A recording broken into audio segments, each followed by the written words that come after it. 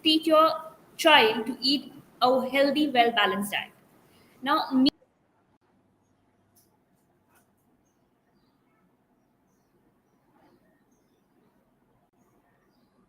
that we are only looking forward for a beautiful beginning with our children when it comes to nutrition. And today in conversation with me is Disha, who is going to talk about the different ways about how to make healthy eating better for your child. Welcome to Baby Chakra platform, Disha. How are you today? Hi, Pooja. All good. Very excited because it's a very interesting topic. Yes. So Disha, can you talk about when we see when we speak about mothers making preparing tiffin, the first thing comes on the mind is like, how can I make my child's meals more nutritious? Number one, will my child eat? And what if the dabba comes back? So these are the few thoughts that a mother generally has it. And sometimes it's also out of the guilt that if she's not feeling well, she has a quick recipe to go, and then that's all that comes in. So can you help us in understanding how can she make the meals for her child more nutritious and more beautiful? Yes. That's, I think, the concern which all of us have as mothers. That's a beautiful question by itself. So, yes, I'll go ahead by first explaining that every entire day, like a child's day or an adult's day, should have all food groups. Okay, so it's Okay. always good to plan the entire day in advance, like on earlier day, or if you are really good at planning, you can plan the entire week in advance. So why I'm saying planning each meal in advance, the whole idea is that I try to cover all food groups in my child's entire day. So if I Correct. broadly say about food groups, there is cereal, which is like the basic food group for all of us as Indians. So cereals includes your wheat, rice, jawar, bajra, millets, all of these. So that's like the base of all our meals. The next is pulses, where we have our dals and whole grains, like the whole pulses, vegetables, fruits, nuts, and dry fruits. So Correct. these being the major food groups, and along with it, dairy. So you need to decide that which of these I want to use for my lunch or my tiffin, which could be lunch or breakfast, and which I may manage to use during the day when my child is home. So generally, what we feel is cereals, pulses, and dairy. Is what we might have to utilize for our tiffin or for our lunch or breakfast. What we are going to give as a packed meal. So it's always good that we try to juggle between these three ingredients as a major base. Okay, so it can be something as simple as a chilla, or it can be like a poha, it can be upma. But my ingredients should have all of these three together. So, for example, a traditional poha will not have sprouts, or it won't have a protein source. So I Correct. probably add maybe grated paneer on it so that it becomes a wholesome meal. And again, it's a quick and an easy one for me to manage in the morning. Right. So the idea is that half of the tiffin should at least have vegetables. One fourth of it can have any pulses, and one fourth can have a cereal. So broadly, if we manage this, then it becomes like a wholesome meal by itself. Thank you. So the idea is so rightly put. Ki the mother gives a variety, the child eats it with interest, and the dabba doesn't come back. But my Yes. very quick question over here is that if the dabba comes back, Yeah. even after when we put so much an effort, a Yes. we for a minute we feel very angry, but then it's what to say over here. Yes, I agree that you feel disturbed that you had organized and planned it so well and it still didn't work when you get it back. So I agree, this is what all of us suffer at some point, and it might just happen out of one random day, or it may happen daily. So it's, I think the first thought that we should have is there's nothing wrong with us, or there's nothing wrong with the kid. It is just a phase which all mothers go through. And Okay. a few things which I have observed, which have worked for me, is I think these are not probably what is based on nutrition, but just in general as a behavior that we need to monitor or maybe modify. So the first thing that I have observed worked for my child is that I involve her in planning her tiffin. Okay, so That's right. probably, yes. So probably I know that I either want to make, like, say, a paneer frankie, okay, or I want to make, say, a paratha, a stuffed paratha. Okay, so more or less the ingredients that I'm going to use for both of these, like a frankie or a paratha, are going to be the same. It could be Yes. paneer with a flour base, okay, and vegetables along. So my ingredients are set. I have ingredients for both, but I give an option to my child to decide that what she wants from both of these. So the advantage is that she is the one who is deciding and not me. So the Mm-hmm. moment she opens her tiffin with her choice in school, she knows that I have chosen this. Okay, so the chances of she consuming it is going to be more if she has chosen what she wants to carry for tiffin. Correct. So this can be done for the entire week where you give her options which are like a win-win situation for both. Okay, they are not Mm-hmm. too chunky too, and at the same time, you're adding that flavor. So suppose if your child likes the flavor of pav bhaji, so you could make like a cutlet, okay, which has all the vegetables in it, but you add the pav bhaji masala to it. So Right. that satisfied that she's getting the flavor of pav bhaji, and you have tweaked it in such a way that the ingredients are more wholesome. Right. So that's something which makes a good difference where you are involving your child in even deciding, or if possible, even in the preparation or the pre-preparation, so that they are excited about the whole idea of carrying a tiffin. And I think the most important thing is the relationship that we build with food and our child. Okay, it Okay. shouldn't be, especially it happens with us because we are so worried about food for our child, especially in his or her growing age, that we try to make food by itself, like a meal time by itself, a very stressful time. Correct. So that relationship between the child and the food should be so normal, and it should be like a flow. It should not be something which is pressurized or which the child feels tensed about. Okay, if we Okay. are feeling tense, we'll definitely pass it on to them too. So we Yes. need to get relaxed, and if 1 or 2 days he's not consumed the meal well, probably by the time he comes home, we can have something handy always, which we can feed him at that time, so that at least he doesn't go hungry. Right. So, at a given point of time, when you talk about stress, okay, one quick thought comes to my mind. When a child is overfed, and sometimes, he or she says, "Mom, I'm done. I don't want food."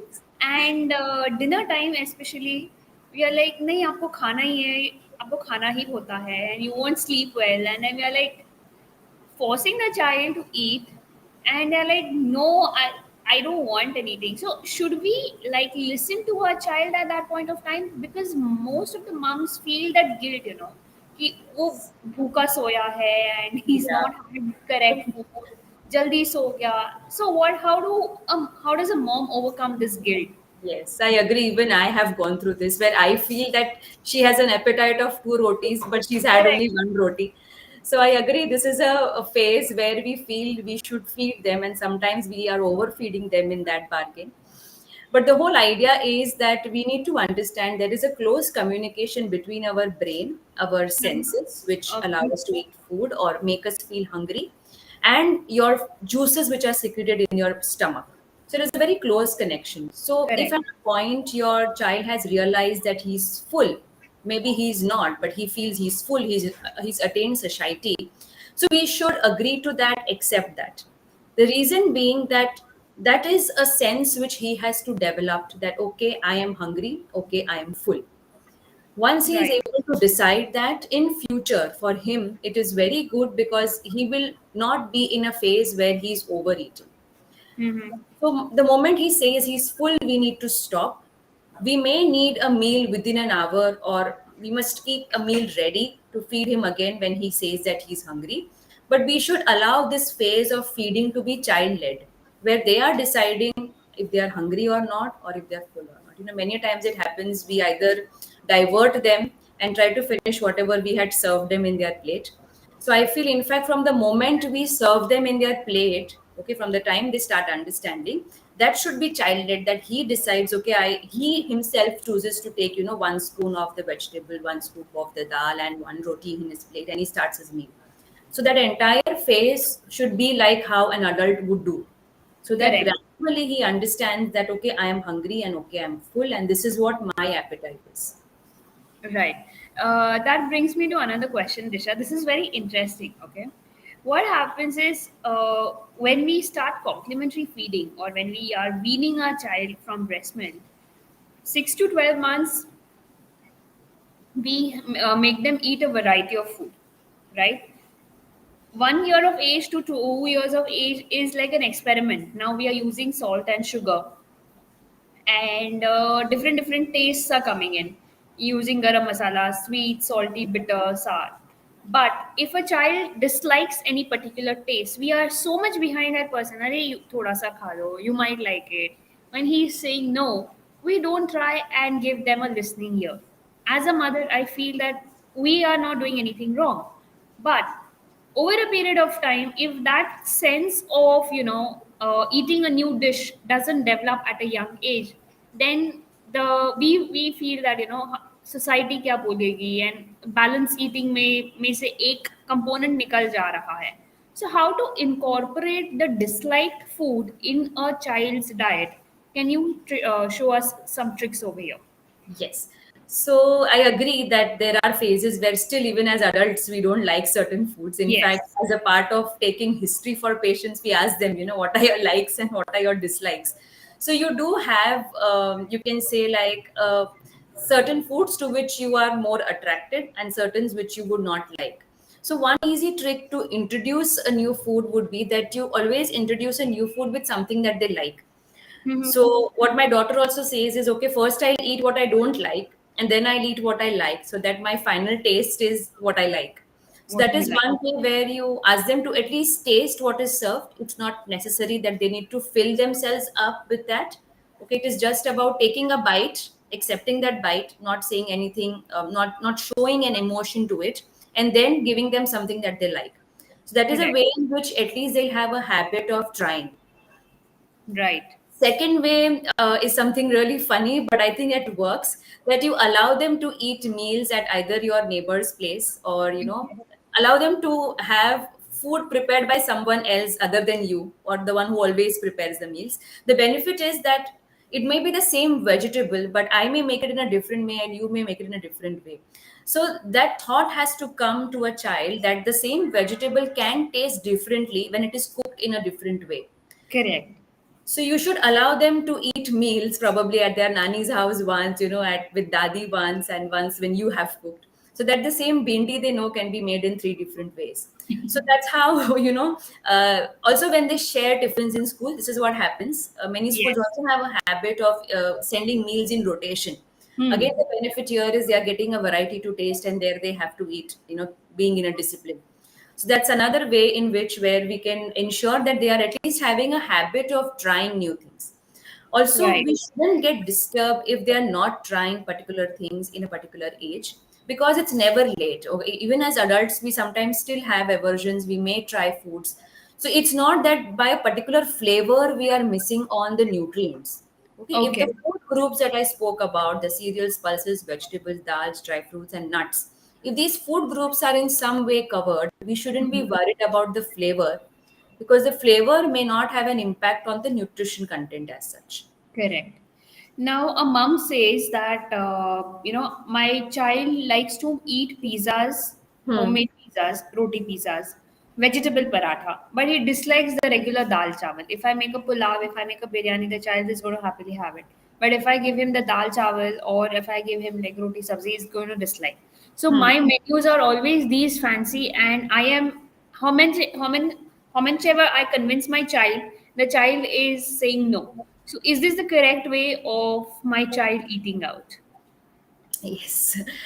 So it is not wrong, I would say. Only thing I agree, it is a challenge for the mother to always have these fancy varieties around. And it would be a bigger challenge when you are traveling or moving out where you may not have options.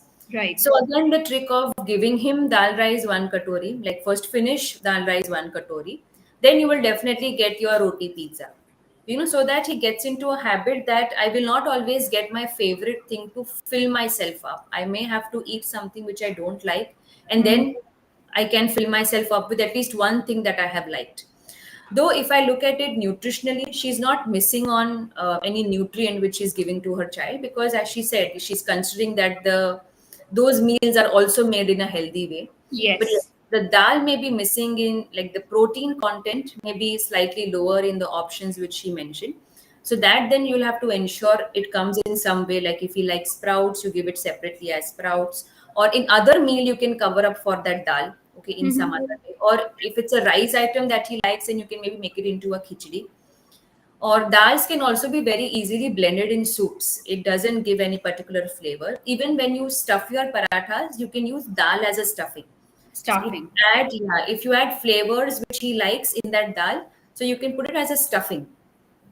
And I'm sure over time, as he ate, as his progresses, like as he gets older, he won't have a problem in accepting food. So she should not lose. She should not stop trying. Okay, so if dal rice is made for somebody in the house, that should be given to him in a small portion first, and that effort of giving him that option should not be stopped. You should keep Okay. trying, because at some age he may accept it. That is very, very aptly said.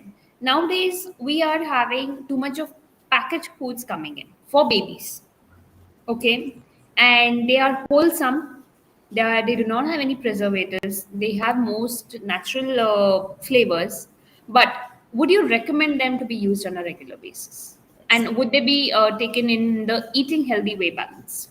Yeah, yeah, that's a huge concern. And sometimes, the marketing of these products is done in such a way that a mother would get convinced that it is healthy for the child. But more or less, we have to understand that if something can be preserved for a longer time, if it has a good shelf life, it definitely has something extra which is allowing it to not become stale over that time. Okay, So generally, if it's not a preservative, it could be higher salt content in the food, or the way it is processed. Okay, the way it is processed, probably it is dehydrated, and the way it is basically processed has affected the nutrition content of that particular food. Okay, correct. so something as simple as how we get these ready porridge mix. Okay, we can make the same at home. Like we can even dry roast the ingredients and keep it at home.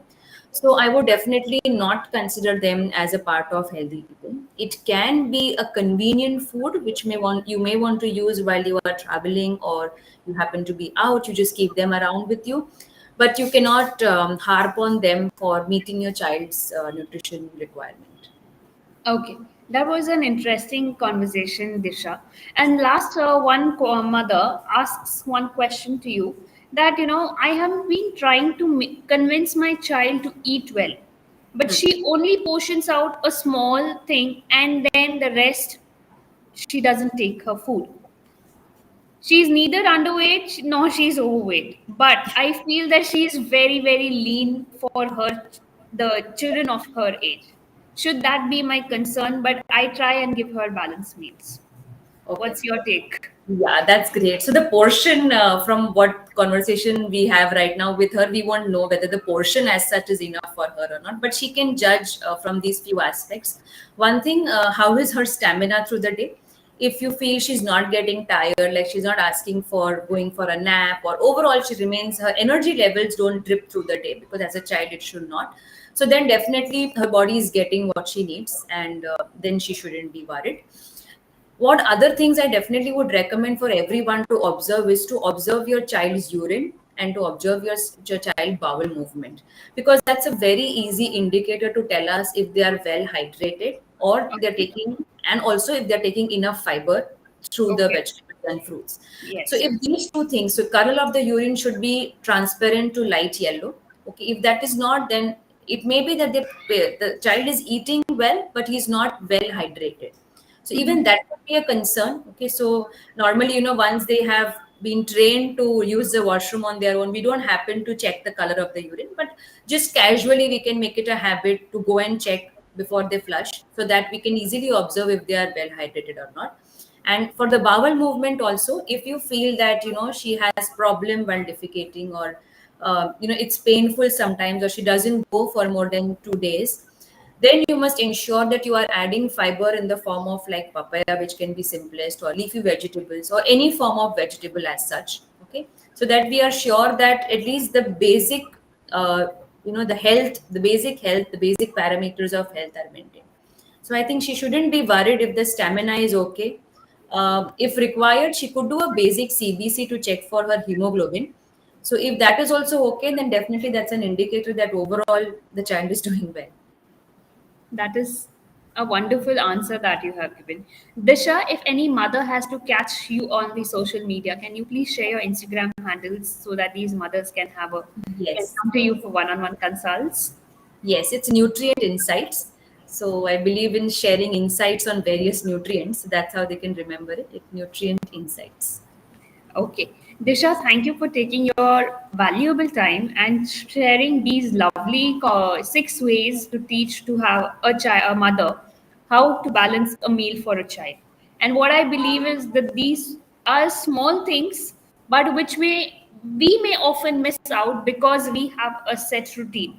So out of the box thinking, planning, and looking around for what's going on, because tiffin sharing is something which is very very important, and it's come back after a very long time. And these children have had they have wonderful stories, and we love to listen to them when it comes back from school. So thank you for sharing your valuable thoughts, and it was lovely having you here at Baby Chakra community. Pleasure indeed, Pooja. I really appreciate the entire idea that you have come up with.